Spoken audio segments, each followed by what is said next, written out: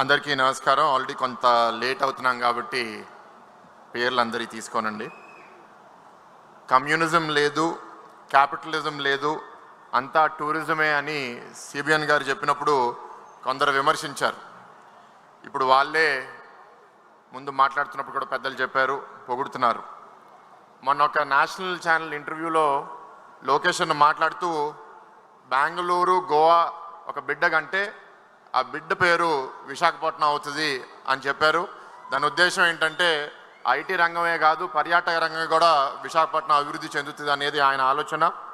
అసలు పర్యాటకం అంటే ఏంటి మీ అందరూ ఒకసారి విశ్లేషించాలి. పని కోసమో ఆనందం కోసమో మనం ఒక కొత్త ప్రాంతానికి విజిట్ చేస్తాం. ఇవాళ నేను మహానాడు కోసం కడప దగ్గరికి వచ్చాను. నా అనుభవాలు కూడా మీకు చెప్పాలి. కడపకి ఎప్పుడు ముందు అంటే ఇక్కడ ట్రైన్లో ఆగాను కానీ టౌన్ లోపలికి ఎప్పుడు రాలే. కడపలో ఆతిథ్యం ఎట్లా ఉంటుంది, ఈ 3 రోజులు ఎట్లా ఉండబోతున్నాయని నేను ఆలోచించా. నా మిత్రుడు ఒకడు నా ఇంటికి రా, నాతో ఉండు అంటే నిన్న ఆయన దగ్గర ఉండడం జరిగింది.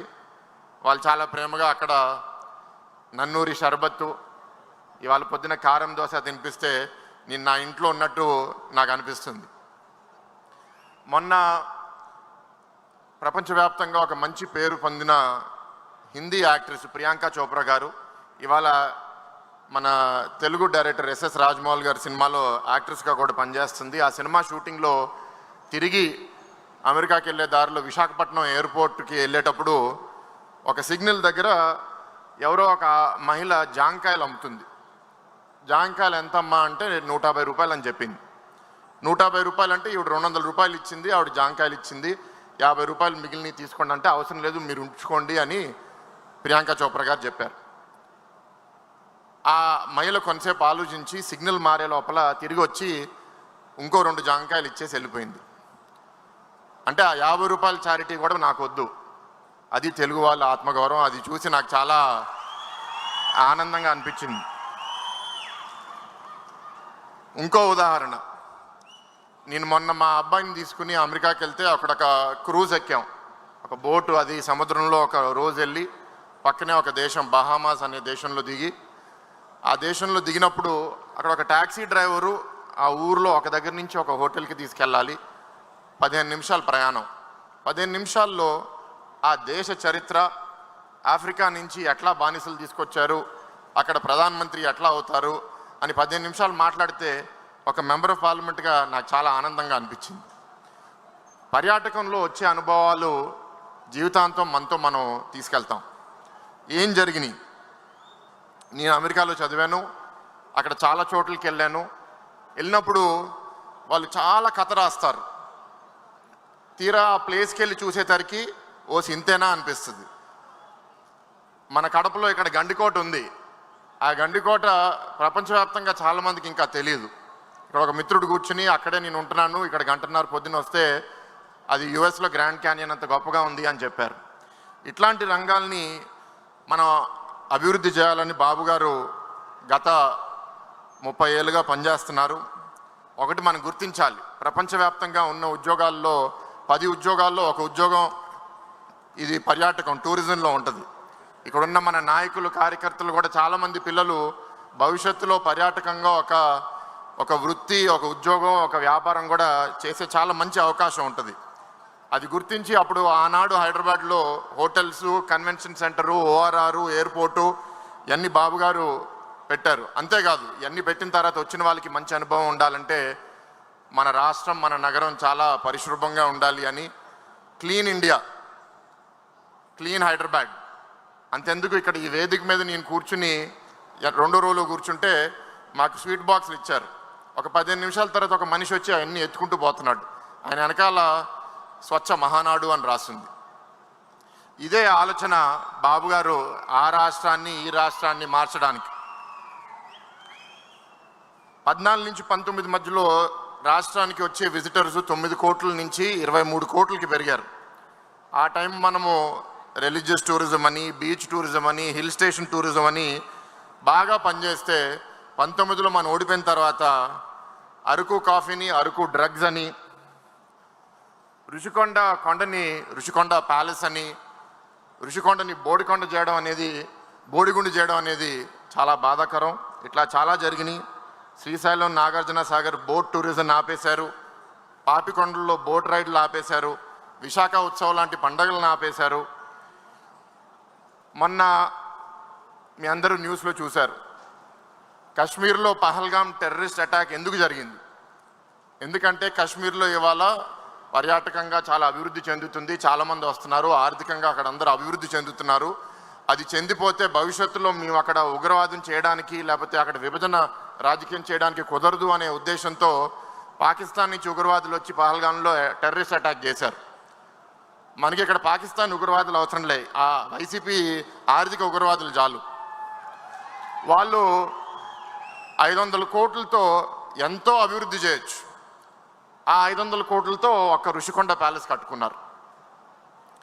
ఇట్లాంటి పనులు చేశారు. అయినా పర్వాలేదు, ఇవాళ మళ్ళీ మన ఇండియా కేంద్ర మంత్రిని కలిసిన అరకు కాఫీ వాళ్ళకి ఇవ్వడం, దాని ప్రాముఖ్యత చెప్పడం, మేమందరం మెంబర్స్ ఆఫ్ పార్లమెంట్లో కూడా అరకు కాఫీ స్టాల్ పెడితే దేశవ్యాప్తంగా ఉన్న అందరూ మెంబర్స్ ఆఫ్ పార్లమెంట్ 800 మంది మన కాఫీ తాగి చాలా బాగుందయ్యా మీ కాఫీ అని వాళ్ళు కూడా దాని గురించి పోస్ట్ చేస్తుంటే చాలా గర్వంగా అనిపిస్తుంది. వాళ్ళు ఆపేసిన ఈ బోట్ రైడ్లన్నీ మళ్ళీ మనం స్టార్ట్ చేశాము. క్రూజెస్ కూడా వైజాగ్లో ఒక క్రూజ్ వచ్చింది. ఏదో రోజు ఆ క్రూజ్ అండమాన్కి కూడా వెళ్ళాలని కోరుతున్నాను. ఇక్కడ పెట్టుబడిదారులకి మళ్ళీ ధైర్యం పుట్టించి ఓబరాయ్ హోటళ్ళు, మేఫేర్ హోటళ్ళు, తాజ్ హోటల్ అని ఉత్తరాంధ్రలో, ఇతర రాష్ట్రాల్లో, ఇతర ప్రాంతాల్లో బాపట్ల బీచ్, ఇక్కడ గండికోట, రాజమండ్రిలో అఖండ గోదావరి ప్రాజెక్ట్ అని కేంద్రం నుంచి 200 కోట్లు కూడా తీసుకుని రావడం జరిగింది. ఇట్లా చేసుకుంటూ పోతాం. నాకు తీర్మానం ఒకటి ఇచ్చారు, ఆ తీర్మానం ఒకసారి చదవాలనుకుంటున్నాను. పర్యాటకాన్ని డెవలప్ చేయడానికి ఆంధ్రప్రదేశ్ని అంతర్జాతీయంగా ప్రమోట్ చేయడం, విదేశీ పర్యాటకులను ఆకర్షించేలా పర్యాటక రంగంలో సుదీర్ఘ ప్రణాళికలు ముందు పెట్టిన శ్రీ నారా చంద్రబాబు నాయుడు గారు శ్రీకారం చుట్టారు.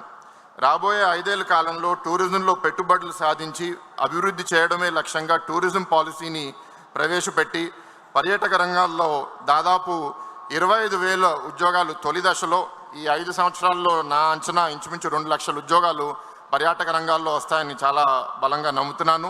ఈ కూటమి ప్రభుత్వం కూడా మానాడు వేదికగా నేను అభినందిస్తున్నాను. అటు ఉత్తరాంధ్ర నుంచి ఇటు రాయలసీమ ప్రాంతం దాకా పర్యాటక అభివృద్ధి దృష్టి సారించి ఏడాది పాటు టూరిజం ఫెస్టివల్ క్యాలెండర్ ద్వారా మరింత అభివృద్ధి దిశగా రాష్ట్రాన్ని ప్రగతి పథంలో పయనింపజేసేలా ఈ తీర్మానాన్ని ప్రతిపాదించడమైనది. దీంతో నేను 2 పాయింట్లతో ముగించేస్తానండి. నేను చిన్నప్పుడు హైదరాబాద్లో ఒక అపార్ట్మెంట్లో పెరుగుతున్నప్పుడు అక్కడ వాటర్ కంటిన్యూస్గా వచ్చేది కాదు. రోజుకు ఒక 2-3 గంటలు వస్తే మేము బకెట్లో నింపుకుని రోజంతా ఆ వాటర్ని వాడుకునే వాళ్ళం. మా అమ్మ నాకు నీటి విలువ ఏంటి, ఎందుకు మనం బయట చెత్త వేయకూడదని నాకు బాగా నేర్పించింది. ఇవాళ నేనేంటంటే ఎక్కడికి వెళ్ళినా సరే ఒక ప్లేస్ చాలా అద్భుతంగా ఉండాలి, అది చూస్తే ఎవరికన్నా మనసు ఆకర్షించాలి, మళ్ళీ మళ్ళీ రావాలనిపించాలని నేను ఎక్కడికి వెళ్ళినా సరే చెత్త డస్ట్బిన్లో వేస్తాను తప్ప రోడ్డు మీద ఇక్కడ బయట ప్రాంగణంలో నేను వేయను. కానీ ఒక అనుభవం మీకు చెప్పాలి. గత సంవత్సరం ఎలక్షన్కి రిజల్ట్స్ వచ్చే ముందు నేను జపాన్కి ఒక వారం రోజులు వెళ్తే ఎక్కడ చెత్త తీసుకున్నా జేబులో పెట్టుకుని నేను ఊరంతా ఎతుకుతున్నా, ఎక్కడుంది చెత్తబుట్ట వేద్దాము అని. ఎక్కడ దొరకట్లా. ఏంటయ్యా మీ దేశంలో మీకు చెత్తబుట్టలు లేవు అంటే, ఆ దేశంలో ఉన్న వాళ్ళ జేబు నుంచి ఒక చిన్న ప్లాస్టిక్ చిట్టి తీశారు. అది ఓపెన్ చేస్తే ఇంత బ్యాగ్ అవుతుంది. మేము నేర్చుకున్నది ఏంటి అంటే మా దేశంలో మేము చెత్త, మా బాధ్యత ఏంటంటే చెత్తబుట్టలు వేయడమే కాదు, అసలు చెత్త తయారు చేయడమే మాకు ఇష్టం లేదు. అందుకే ఇది మాకు ఒక లెసన్. మా జేబులో ఇది పెట్టుకుంటాము. ఒకవేళ చెత్త ఏదన్నా ఆ రోజు మాతో ఉంటే ఆ ప్యాకెట్లో పెట్టుకుని ఇంటికి తీసుకెళ్ళి మా ఇంట్లో చెత్తబుట్టలు వేస్తాము. మనం ఇంకా దాని నుంచి చాలా దూరంగా ఉన్నాము. ఇక్కడ ఈ గ్రామాల్లో నేను ఎక్కడ చూసినా సరే చెత్త రోడ్డు మీద చూస్తుంటే నాకు చాలా బాధ కలుగుతుంది. కానీ మనం తప్పకుండా బాబు గారి నాయకత్వంలో, లోకేష్ అన్న నాయకత్వంలో ఆ డైరెక్షన్లో వెళ్తాము. ఆఖరిగా చెప్పేది ఏంటి అంటే, మనకి చాలా నాగరికత ఉంది, కల్చర్ ఉంది, కథలు ఉన్నాయి, కళలు ఉన్నాయి. అవన్నీ మనం కాపాడుకోవాలి. ఎప్పటి నుంచో మన పూర్వీకులు చెప్పేది అతిథి దేవో భవ అనేది మనందరూ ఆలోచించి ఆ విధంగా మనం పనిచేస్తే రెస్ట్ ఆఫ్ ద వర్క్ బాబు గారి నాయకత్వంలో, లోకేష్ అన్న నాయకత్వంలో, వేదిక మీద ఉన్న నాయకులందరూ, ముందున్న నాయకులందరూ కలిసి పనిచేసి ఈ రాష్ట్రాన్ని ఒక స్వర్ణాంధ్రగా తయారు చేస్తారని చాలా బలంగా నమ్ముతున్నాను. ఆఖరిగా ఈ ఎన్టీఆర్ గారి జయంతి సందర్భంగా నన్ను మాట్లాడే అవకాశం ఇచ్చినందుకు అందరికీ నమస్కారం. Thank you.